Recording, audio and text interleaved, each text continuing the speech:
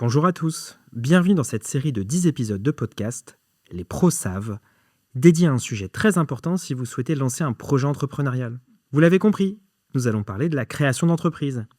Et dans les 10 épisodes de cette série, produite par Massif Pro, la communauté, vous allez comprendre les bases avant de vous lancer dans le grand bain de l'entrepreneuriat. Je suis Grégoire Charroyer, expert en création d'entreprise, et depuis 12 ans, j'accompagne les porteurs de projets à lancer leur activité.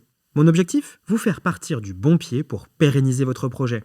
Pour ce 6e épisode, on va s'attaquer à une question très concrète, et pourtant souvent sous-estimée. Où domicilier son entreprise, c'est-à-dire où fixer l'adresse de son siège social. Et je vous propose d'aborder cette question en 3 temps. D'abord, on clarifie ce que recouvre exactement cette notion de siège social. Ensuite, on passe en revue les principaux choix qui s'offrent à vous. Enfin, on terminera avec une grille de lecture très pratique pour aligner votre choix de domiciliation avec votre projet et votre budget. Alors commençons par le rôle du siège social. Juridiquement, la domiciliation d'une société est obligatoire et doit être faite avant l'immatriculation. C'est l'adresse administrative et juridique de l'entreprise. Et pour une société, on parle de siège social. C'est cette adresse qui apparaîtra sur vos statuts, vos factures, vos devis, vos contrats, vos mentions légales et sur le fameux extrait CABIS. Le choix du siège social détermine aussi le tribunal compétent en cas de litige, ainsi que certaines administrations de rattachement. Et on ne peut avoir qu'un seul siège social par société, même si on peut ensuite créer ce qu'on appelle des établissements secondaires. Donc, sur le plan fiscal, ce choix va notamment jouer sur la CFE, la cotisation foncière des entreprises. La CFE, c'est un impôt local dû par les sociétés ou les entrepreneurs individuels, y compris les micro-entrepreneurs, même lorsqu'ils exercent à domicile ou chez leurs clients. Le montant dépend de la commune dans laquelle l'entreprise est domiciliée, parce que la CFE va être calculée à partir de la valeur locative des biens immobiliers utilisés par l'entreprise, ce qui correspond au montant retenu par l'administration pour le calcul de la taxe foncière. Et puis, il y a aussi l'aspect image de marque. Une adresse dans un quartier d'affaires, dans une pépinière reconnue, ou au contraire dans un village plus rural, ne raconte pas la même histoire à vos clients, à vos partenaires, à vos banques. C'est particulièrement vrai dans certains secteurs comme le conseil, la tech, ou les services aux entreprises, où la carte de visite que représente l'adresse est importante. Voilà, maintenant qu'on a posé le décor, voyons les options concrètes. La première option, la plus simple, c'est le domicile personnel. Pour une entreprise individuelle, y compris sous le régime de la micro-entreprise, la domiciliation chez soi est possible tant qu'aucune disposition légale ou contractuelle ne l'interdit. Par exemple, une clause spécifique dans le bail d'habitation ou dans le règlement de copropriété. Pour une société, le Code de commerce autorise la domiciliation du siège social au domicile du représentant légal, donc du dirigeant. Toute personne morale est autorisée à installer son siège social au domicile de son représentant et à y exercer une activité, sauf dispositions législatives ou stipulations contractuelles contraires. Et même lorsqu'il y a des dispositions qui interdisent l'exercice d'une activité au domicile, le dirigeant d'une société peut quand même installer le siège à son domicile, mais pour une durée limitée. Cette domiciliation ne pourra pas excéder 5 ans à compter de la création d'une société. Bref, même quand vous n'avez pas le droit de domicilier chez vous, vous pouvez quand même le faire, mais pendant 5 ans maximum. Et dans ce cas, il faudra notifier par écrit au bailleur, au syndic de copropriété ou aux représentants de l'ensemble immobilier son intention d'user de cette faculté. Alors c'est très important, domicilier son entreprise chez soi ne veut pas forcément dire y exercer l'activité. On distingue la domiciliation, l'adresse administrative, de l'exercice effectif de l'activité. Recevoir du public, stocker des marchandises fabriquées. Il est souvent possible de domicilier chez soi tout en exerçant l'activité ailleurs, par exemple chez les clients ou dans un local loué ponctuellement. Et les avantages de la domiciliation au domicile personnel sont clairs. C'est économique, simple à mettre en place au moment de la création, et souple pour tester une activité de prestation de service. En contrepartie, il faut accepter que son adresse personnelle devienne visible sur les documents professionnels et dans les registres accessibles au public. Sur le plan fiscal, même si vous travaillez de chez vous, vous restez redevable de la CFE à partir de l'année suivant la création. La CFE, c'est la cotisation foncière des entreprises, et elle est due même lorsque le professionnel n'a aucun local dédié et exerce à son domicile. Dans ce cas, elle est calculée sur une base minimale qui dépend de votre chiffre d'affaires et de votre commune. Par exemple, Sophie, 35 ans, graphiste freelance, en micro-entreprise. Elle exerce exclusivement en télétravail pour des clients partout en France, sans recevoir de public. Et donc, elle choisit de domicilier son activité chez elle, car c'est rapide, son coût supplémentaire est parfaitement adapté à son modèle. Maintenant, passons à la deuxième grande option, le bail commercial.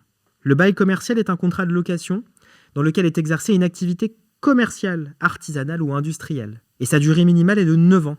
Par contre, le locataire peut résilier le bail à la fin de chaque période triennale, soit tous les 3 ans, d'où l'expression bail 3, 6, 9. C'est clairement la solution la plus engageante. Il y a un loyer, des charges, souvent un dépôt de garantie, parfois des travaux d'aménagement à prévoir. En contrepartie, le bail commercial apporte stabilité et crédibilité, notamment pour les activités qui reposent sur un point de vente physique ou un lieu d'accueil du public. C'est notamment le cas pour le commerce de détail, la restauration, les cabinets paramédicaux. Fiscalement, qui dit local professionnel dit en général base de CFE plus élevée, puisque la CFE est calculée sur une valeur locative plus importante. Prenons un exemple. Pierre ouvre une boutique de prêt-à-porter dans une rue passante. Pour lui, un bail commercial est quasiment incontournable. Il a besoin d'un local visible avec une vitrine accessible. La domiciliation de sa société à l'adresse de sa boutique est cohérente avec son projet, même si elle implique un engagement financier important. Pour Pierre, le bail commercial est un investissement dans l'image et dans le développement de son activité. Troisième grande famille de solutions, la société de domiciliation. Une société de domiciliation permet à une entreprise de disposer d'une adresse professionnelle sans louer de local complet. C'est une boîte postale qu'on loue. Il y a un contrat de domiciliation entre la société de domiciliation et l'entreprise qui est rédigé par écrit et conclu pour une durée d'au moins 3 mois renouvelable. Et en plus de fournir l'adresse du siège social, ces sociétés proposent souvent des services annexes, réception et réexpédition du courrier, mise à disposition ponctuelle de bureaux ou de salles de réunion, accueil téléphonique. Les avantages sont nombreux. C'est également souple contractuellement avec un engagement plus court qu'un bail commercial. Et parfois, l'adresse peut être plus valorisante en choisissant un quartier d'affaires ou une grande ville. Alors, prenons par exemple Mehdi, qui est développeur informatique et qui habite autour de Paris. Mais il travaille avec des clients à Paris et à l'international. Il choisit de domicilier sa SASU dans une société de domiciliation à Paris, avec une adresse dans un arrondissement central. Il continue à travailler principalement depuis chez lui, en télétravail ou chez son client, mais bénéficie d'une image plus professionnelle auprès de ses clients tout en gardant des coûts modérés et la possibilité de changer d'adresse plus facilement qu'avec un bail commercial. Parlons maintenant des pépinières d'entreprise. Ce sont des structures souvent portées par des collectivités locales ou des acteurs publics qui hébergent des jeunes entreprises pour une durée limitée. L'hébergement dure généralement de 2 à 4 ans. Et pendant cette période, la jeune entreprise va payer un loyer réduit. La pépinière offre en général des bureaux ou des ateliers, une domiciliation possible du siège social et des services mutualisés comme des salles de réunion ou de l'accompagnement via des ateliers de coaching, du réseau. Pour une jeune société innovante ou un projet très évolutif, c'est un entre-deux très intéressant. Vous avez des vrais locaux, une communauté d'entrepreneurs et parfois une adresse reconnue localement, sans pour autant subir dès le départ la rigidité d'un bail commercial classique. En revanche, la pépinière reste une solution temporaire et il faut anticiper la sortie et le transfert du siège social. Imaginons Claire, fondatrice d'une start-up dans la santé digitale. Elle intègre une pépinière d'entreprise spécialisée dans les projets santé. Et pendant 3 ans, sa société bénéficie d'un loyer réduit, d'une adresse professionnelle, d'une domiciliation au sein de la pépinière, mais aussi de l'accompagnement des équipes, d'ateliers sur le financement, et de synergie avec d'autres startups. Au moment de la sortie de la pépinière, la société a grandi. Elle peut alors basculer vers un bail commercial ou une autre forme de domiciliation plus pérenne. On arrive maintenant à la partie la plus pratique. Comment choisir concrètement la bonne domiciliation pour votre entreprise ? Et je vous propose une grille de lecture en 3 questions simples. Où allez-vous exercer votre activité ? Si c'est chez vos clients, en télétravail, si vous recevez du public, cela va impacter votre domiciliation. Deuxième question, quel est votre budget et votre appétence au risque au démarrage ? Choisir une domiciliation chez soi ou un bail commercial n'a pas la même implication financière. Troisième question, quelle image souhaitez-vous renvoyer à vos clients, partenaires et financeurs ? L'adresse peut beaucoup jouer pour votre image de marque. Quel que soit votre choix, gardez en tête 2 choses. Premièrement, la domiciliation n'est pas figée. On peut transférer le siège social en cours de vie sociale de l'entreprise, moyennant des formalités juridiques et la publication d'une annonce légale. Il vaut mieux faire un choix réaliste pour les 2 ou 3 premières années et ajuster ensuite, plutôt que de s'enfermer dans une solution trop lourde dès le départ. Deuxièmement, ce choix doit être cohérent avec vos assurances, les locaux, le matériel, la responsabilité civile professionnelle. Votre assureur peut vous aider à sécuriser le montage retenu et à vérifier que les garanties sont bien adaptées au type de local et au mode d'occupation. Voilà, nous arrivons au terme de cet épisode. Retenez ces 3 messages clés.